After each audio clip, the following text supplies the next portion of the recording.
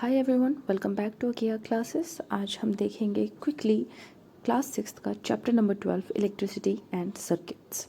तो इसमें कुछ भी नहीं है। सबसे पहले हमें इलेक्ट्रिसिटी के बारे में पता होना चाहिए।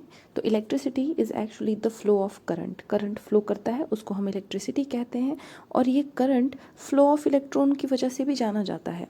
तो करंट हमेशा मूव करता है उल्टी दिशा में, ऑपोजिट डायरेक्शन में, to the flow of electrons. Electrons move करेंगे नेगेटिव टर्मिनल से पॉजिटिव की तरफ, तो करंट फ्लो करेगा पॉजिटिव से लेकर नेगेटिव की तरफ। तो इसी को हम इलेक्ट्रिसिटी कहते हैं। इसी फ्लो ऑफ करंट को हम इलेक्ट्रिसिटी का नाम देते हैं। नेक्स्ट है सर्किट्स एंड स्विचेस। करंट तभी फ्लो करेगा जब आपके पास सर्किट कंप्लीट है। और सर्किट क्या होता है? सर्किट वही पूरा कंप्लीट पाथ होता है जिसके थ्रू इलेक्ट्रिसिटी फ्लो करेगी। तो सर्किट कंप्लीट करने के लिए हमें बहुत सारे कंपोनेंट्स की ज़रूरत पड़ सकती है, जैसे वायर्स हो गया, सोर्स ऑफ इलेक्ट्रिसिटी, और साथ में स्विचेस भी। यस, और जैसे यहाँ पर लिखा है हमने बल्ब लगाया है, जिससे हमें पता चल रहा है कि इलेक्ट्रिसिटी फ्लो हो रही है या नहीं। तो ये सर्किट कहलाता है जिसके थ्रू इलेक्ट्रिसिटी चल रही है, जिसकी वजह से बल्ब ग्लो कर रहा है। और सर्किट कंप्लीट पाथ है, उसका मतलब ये है कि अगर ये कंप्लीट नहीं होगा तो इलेक्ट्रिसिटी फ्लो नहीं करेगी। और इसी बीच में एक टर्म आती है स्विच। जो ये वाला पोर्शन है, इसको हम स्विच की तरह यूज़ कर रहे हैं। आप जब देख सकते हो दोनों टर्मिनल्स के बीच में ये जो पॉइंट्स हैं, point A and point B, इनके बीच में भी कुछ भी नहीं है जो इलेक्ट्रिक सर्किट को कंप्लीट कर सके। ना कोई वायर है और ना ही स्विच है। तो अभी ये यहाँ पर बिना स्विच के है, यानी सर्किट कंप्लीट नहीं किया है, स्विच ओपन है।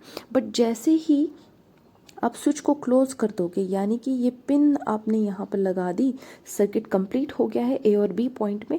अब यहाँ पर बल्ब ग्लो करने लग जाता है। दैट मीन्स इलेक्ट्रिसिटी पास हो रही है through the circuit. This is called circuit. पूरी arrangement of components is called circuit, a path through which electricity flows. अब स्विच की बात कर रहे थे हम। स्विच का मतलब है वो एक सिंपल सा डिवाइस जो यूजुअली किसी सर्किट को ब्रेक, जैसे कि इस पोर्शन में सर्किट को ब्रेक या फिर इस पोर्शन में सर्किट को कंप्लीट करने में मदद करता है। यहाँ पर आना था, that helps to either break the circuit और कंप्लीट्स इट। और स्विचेस हम डेली लाइफ में भी यूज़ करते हैं। आपके रेफ्रिजरेटर्स हो गए, माइक्रोवेव्स हो गए, AC, TV, washing machines, dish washer, इन सब में स्विचेस का इस्तेमाल हम करते हैं। नेक्स्ट हम पढ़ेंगे इलेक्ट्रिक सेल के बारे में। अब इलेक्ट्रिसिटी हमें जो हमारे घरों में आती है, जो भी इलेक्ट्रिसिटी से हमारी डिवाइसेस चलते हैं, मोस्ट ऑफ देम डायरेक्टली उनको इलेक्ट्रिसिटी प्रोवाइड करी जाती है। बट अगर हम देखें, जो हमारे अलार्म क्लॉक्स हो गए, या रिस्ट वॉचेस हो गई, या ट्रांजिस्टर्स, रेडियोस, ऐसे बहुत सारे छोटे छोटे अप्लायंसेस हैं जिनमें हम सेल्स का इस्तेमाल करते हैं। और सेल्स भी एक तरीके से इलेक्ट्रिसिटी ही प्रोड्यूस करते हैं। और सेल्स में दो टर्मिनल्स होते हैं, positive terminal and negative terminal.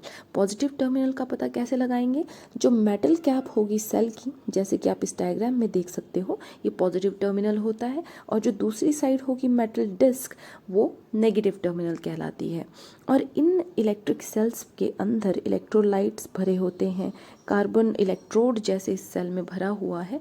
यही केमिकल्स जो स्टोर होते हैं, इन्हीं से इलेक्ट्रिसिटी प्रोड्यूस होती है। और जैसे ही ये इलेक्ट्रोलाइट्स यूज्ड अप हो जाते हैं, वैसे ही सेल काम करना बंद कर देता है। तो ये था हमारा इलेक्ट्रिक सेल। नेक्स्ट हम बात करेंगे बल्ब की। जैसे कि आपने इस सर्किट में बल्ब का इस्तेमाल किया था, और हमारे डेली लाइफ में भी बल्ब का हम बहुत ज़्यादा यूज़ करते हैं।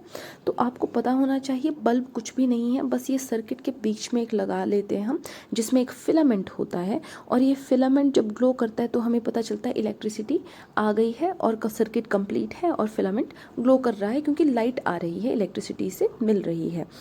और बल्ब में अगर बल्ब का सर्किट कंप्लीट ना हो तो आपको वहाँ से भी इंडिकेशन मिल जाती है कि इलेक्ट्रिसिटी नहीं आ रही है, सर्किट कंप्लीट नहीं है।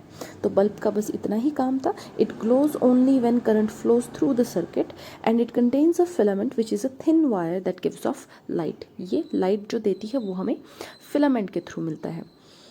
बल्ब का फिलामेंट हमें लाइट देगा। Next is conductors and insulators. तो जो भी हम इलेक्ट्रिसिटी के लिए वायर्स यूज़ करते हैं, वो सारे कंडक्टर्स होने चाहिए, तभी उनके थ्रू इलेक्ट्रिसिटी पास होती है। तभी हमारा पीछे वाले पिक्चर में बल्ब ग्लो कर रहा था, क्योंकि ये जो वायर्स हैं ये कंडक्टर्स हैं।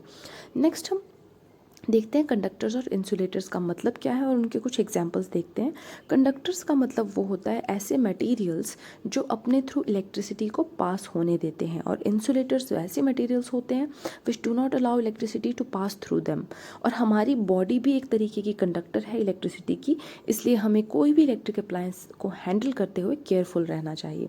और कंडक्टर्स के एग्जाम्पल्स आप देख सकते हैं, जैसे कॉपर वायर जो हम यूजुअली यूज़ करते हैं, गोल्ड हो गया, और भी बाकी सारे मेटल्स हो गए, आपके पेंसिल्स में जो ग्रेफाइट होता है वो भी, इवन वाटर।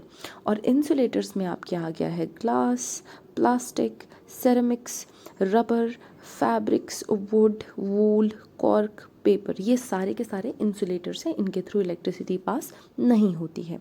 तो आज का चैप्टर के लिए बस इतना ही। Thank you so much for watching and I will see you in the next class.